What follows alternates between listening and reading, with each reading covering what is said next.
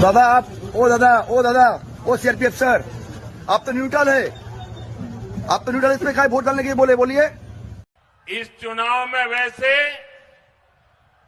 ये मेरी आखिरी सभा है। चुनाव आयोग ने चप्पे चप्पे पर सीआरपीएफ बिठाई। दोस्तों नमस्कार, मेरा नाम राहुल है और आप देखना शुरू कर चुके हैं आपका अपना चैनल बुद्धा इंस्पायर्ड। साम दाम दंड भेद थल बल जल, हर तरफ से ये कोशिश की जा रही है कि किसी भी तरीके से बंगाल चुनाव को हथिया लिया जाए। अभी आपने हाल ही में वो वीडियो देखा होगा जहां पर एक सीआरपीएफ जवान खुद बीजेपी प्रचारक बना हुआ है और जो मतदाता वहां पर वोट डालने के लिए आ रहे हैं उनको बीजेपी को वोट डालने को कह रहा है। लेकिन यह खबर अभी ठंडी भी नहीं हुई थी कि एक और खबर अभी सोशल मीडिया पर तैर रही है, जहां पर एक बीजेपी प्रत्याशी उम्मीदवार अपने क्षेत्र में कैश बांटता हुआ रंगे हाथों पकड़ा गया और किस तरीके से जनता ने उनको सबक सिखाया वो वीडियो भी आपको दिखाऊंगा। और उसके बाद आपको बताऊंगा कि आईपीएस अजयपाल शर्मा जिस तरीके से लगातार सुर्खियों में बने हुए हैं, अब उनके खिलाफ कौन आखिरकार सुप्रीम कोर्ट में पहुंच गया है। और आपने वो खबर भी सुनी होगी कि जहांगीर खान ने भरे मन से कहा कि अगर अजयपाल शर्मा खुद को सिंघम समझते हैं, अगर गोदी मीडिया उनको सिंघम बना रहा है तो फिर मैं पुष्पा हूं। और यहां पर जो शुरुआत उन्होंने की है, शुरू उन्होंने किया है, खत्म हम करेंगे। एक चुनौती, एक लगातार धमकी का जवाब देने का काम किया है। लेकिन सबसे पहले गृह मंत्री अमित शाह का हालिया बयान, हालिया भाषण, जिसमें वो कह रहे हैं कि चुनाव खत्म होने के बाद 60 दिनों तक सीआरपीएफ पश्चिम बंगाल में बनी रहेगी। इससे एक बात जाहिर होती है, यह बात स्पष्ट होती है कि कहीं ना कहीं बंगाल के चुनाव को हिंदू मुसलमान बनाने की कोशिश की जा रही है। बीजेपी ये दावा कर रही है कि बंगाल के चुनाव को हर तरीके से हिंदू मुसलमान में कन्वर्ट करने की भरसक कोशिश की जा रही है। और इसके लिए वो बीजेपी लगातार ये आरोप लगा रही है कि उनके वोटर्स डरे हुए हैं और वो उनको सुरक्षा मुहैया कराने के लिए इस तरह के भाषण दे रहे हैं ताकि उनमें ये विश्वास पैदा हो सके कि वो बेखौफ होकर वोटिंग कर सके। सबसे पहले 1 मिनट के इस क्लिप को सुनने के बाद मैं आपको बताऊंगा कि गृह मंत्री अमित शाह के ऊपर आखिरकार केस होने की नौबत क्यों पेश आ गई है। सबसे पहले ये वीडियो देखिए। ईडी के गुंडों की चिंता मत करिए, चुनाव आयोग ने चप्पे चप्पे पर सीआरपीएफ बिठाई। और आज मैं बोलकर जाता हूं, चुनाव के बाद भाजपा सरकार आनी है, फिर भी 60 दिन तक ये सीआरपीएफ यही रहने वाली है। इस भाषण से पहले भी गृह मंत्री अमित शाह ने एक भाषण दिया था जिसमें टीएमसी के नेताओं को गुंडा कहकर संबोधित किया था और कहा था कि उल्टा लटकाकर सीधा कर देंगे, एक बार इलेक्शन खत्म होने दो। 29 तारीख को घर के बाहर निकले तो 4 तारीख को उल्टा लटका कर सीधा कर देंगे।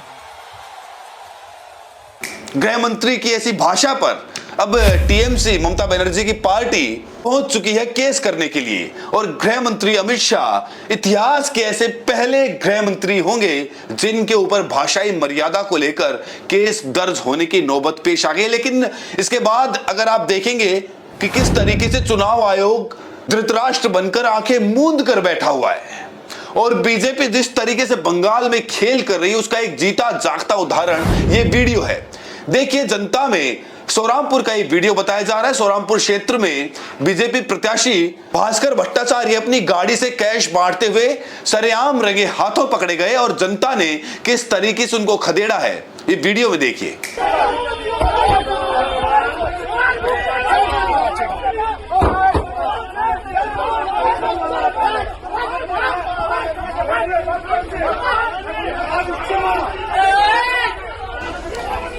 देखिए,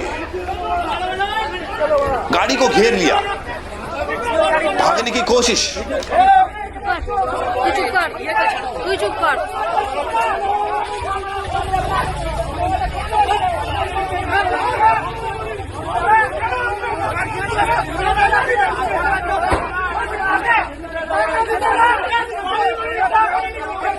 अब जरा सोचकर देखिए, सबसे पहले चुनाव में कैश का उपयोग चुनाव जीतने के लिए क्या ये उल्लंघन नहीं है? और इसके बाद सीआरपीएफ जवान खुद बीजेपी प्रत्याशी बने हुए हैं, बीजेपी के लिए वोट मांग रहे हैं। ओ सीआरपीएफ सर, आप वोट डालने के लिए क्यों बोले हमको इसमें? आप क्यों बोले इसको? बोलिए हमको। आप तो न्यूट्रल है, आप तो न्यूट्रल, इसमें क्या वोट डालने के लिए बोले? बोलिए। आप बीजेपी के लिए प्रचार कर रहे हैं क्या? आप क्यों हमको बोले इसमें वोट डालने के लिए? बोलिए, क्या चल जा रहे? बोलिए। क्या ये अपने आप में लोकतंत्र की हत्या नहीं है? और इसके बाद जो तीसरा मामला है, उसके बाद तो ये सिद्ध हो जाएगा कि बीजेपी किस हद तक चुनाव जीतने के लिए बीजेपी गिर सकती है। दोस्तों, अजयपाल शर्मा शनिवार को यहां पर इलेक्शन ऑब्जर्वर बनाकर भेजे जाते हैं। साउथ 24 परगना में उनकी ड्यूटी तैनात की जाती है और अगले ही दिन यानी शनिवार के अगले दिन रविवार को सुबह सुबह ये जहांगीर खान के घर पहुंच जाते हैं और वहां जाकर किस तरीके से धमकी देते हैं वो वीडियो आप देख चुके हैं। वो वीडियो मैं आपको दिखाने वाला दोबारा नहीं हूं, लेकिन इस बात को जरा सोचकर देखिए कि जो साउथ 24 परगना है या फिर डायमंड हार्बर है, वो टीएमसी का गढ़ रहा है।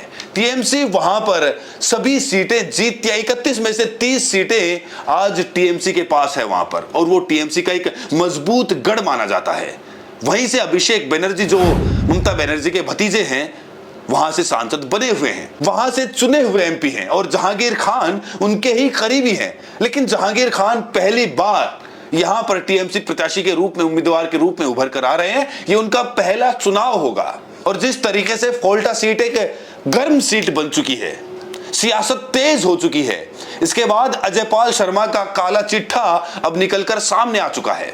अखिलेश यादव भी उनके ऊपर बोल चुके हैं। महुआ मोइत्रा भी उनकी वीडियो, डांस वाली वीडियो, तो महिलाओं के साथ डांस करते हुए वो वीडियो भी शेयर करते हुए उन्होंने भी कमेंट किया। लेकिन यहां पर सबसे बड़ा सवाल यह खड़ा होता है कि जब 40 इलेक्शन ऑब्जर्वर पहले से ही तैनात किए जा चुके थे, तो 11 और इलेक्शन ऑब्जर्वर बुलाने की क्या जरूरत आन पड़ी थी?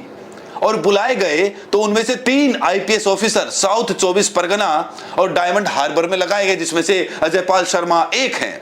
अगले ही दिन वो पहुंच जाते हैं टीएमसी कैंडिडेट के घर, और जिस तरीके से बीजेपी लगातार दावा कर रही है कि यहां पर उनके वोटर्स पूरी तरह से डरे हुए हैं, सहमे हुए हैं, और वो यानी कि बीजेपी पार्टी उनको एक हिम्मत देने का काम कर रही है कि उनको हिम्मत मिलेगी तो वो वोट डालने जाएंगे, जिससे कि बीजेपी जो टीएमसी का गढ़ है डायमंड हार्बर और साउथ 24 परगना, वहां पर उनकी सीट ज्यादा बढ़ेंगी।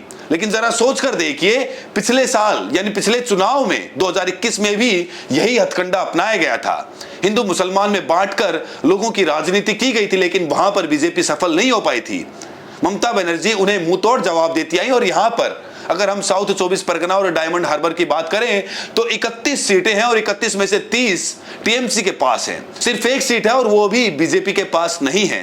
तो इसीलिए बीजेपी हर संभव कोशिश कर रही है कि किसी भी तरीके से डायमंड हार्बर और साउथ 24 परगना पर अपनी पकड़ बनाई जाए, क्योंकि उन्हें पता है कि अगर यहां पर वो जीत जाते हैं तो बंगाल जीतना उनके लिए मुश्किल काम नहीं होगा। लेकिन यहां पर जो ममता बनर्जी की पार्टी है, दीदी की पार्टी है टीएमसी, वो इस गढ़ को कतई ढीला छोड़ने को तैयार नहीं है। और इसीलिए अब जब हाई कोर्ट में ये याचिका नहीं सुनी गई तो अजयपाल शर्मा के खिलाफ टीएमसी पार्टी सुप्रीम कोर्ट पहुंच चुकी है। उनके ऊपर आरोप लगाए जा रहे हैं कि वो पक्षपातपूर्ण रवैया अपनाते हैं, इसीलिए इलेक्शन सही तरीके से कंडक्ट नहीं करा पाएंगे और उनको वापस भेजा जाए ताकि यहां पर जो इलेक्शन है फ्री एंड फेयर हो सके।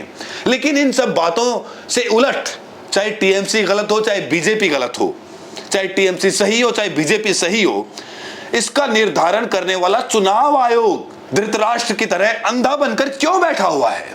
क्या उसे दिखाई नहीं दे रहा कि लगातार कैश बांटा जा रहा है? क्या उसे दिखाई नहीं दे रहा कि सीआरपीएफ के जवानों का किस तरह बेजा इस्तेमाल किया जा रहा है? क्या उनको दिखाई नहीं दे रहा कि किस तरह से इलेक्शन ऑब्जर्वर अपॉइंट किए जा रहे हैं? और उसे क्या यह भी दिखाई नहीं दे रहा कि किस तरीके से एसआईआर के जरिए 90 लाख लोगों के नाम बंगाल में काट दिए गए?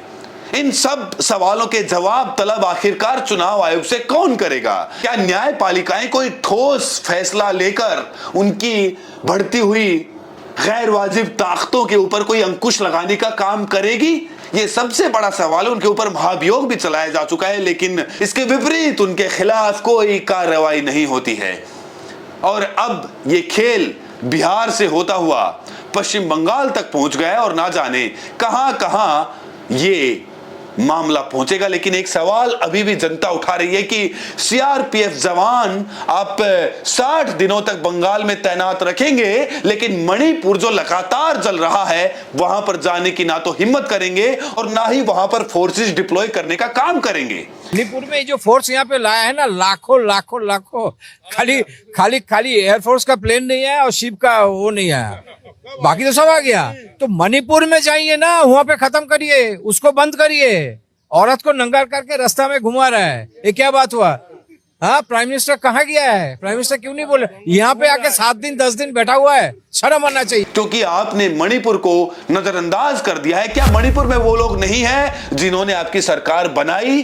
क्या मणिपुर में वो लोग नहीं हैं जो कि हिंदू हैं, जो कि बीजेपी सपोर्टर हैं? अगर आप अपने लोगों के ही नहीं हो सकते तो आप बंगाल के क्या होंगे? ऐसे तमाम तरीके के सवाल, ऐसे तमाम तरीके की प्रतिक्रियाएं सोशल मीडिया पर लगातार लोग उठा रहे हैं। बाकी आपका इन सभी मुद्दों के बारे में क्या मानना है? साम दाम दंड भेद थल बल जल, हर तरफ से जो इलेक्शन जीतने की कोशिशें चल रही हैं, उन कोशिशों पर आप क्या मानते हैं? क्या चुनाव आयोग को आगे बढ़कर अंकुश लगाना चाहिए? और अगर चुनाव आयोग काम नहीं कर रहा है ठीक से, तो क्या उसके ऊपर सुप्रीम कोर्ट को एक कड़ा फैसला लेना चाहिए, ताकि पूरे देश के सामने, एक लोकतांत्रिक देश के सामने नजीर पेश हो सके और भविष्य में कोई भी ऐसी हिमाकत ना कर सके जैसे कि ज्ञानेश कुमार गुप्ता कर रहे हैं। दोस्तों, आपका क्या मानना है इन मुद्दों के बारे में? कमेंट्स में अपनी प्रतिक्रिया जरूर दें और साथ में यह भी बताएं कि आप ये वीडियो देश के किस कोने से देख रहे हैं। बहुत बहुत शुक्रिया।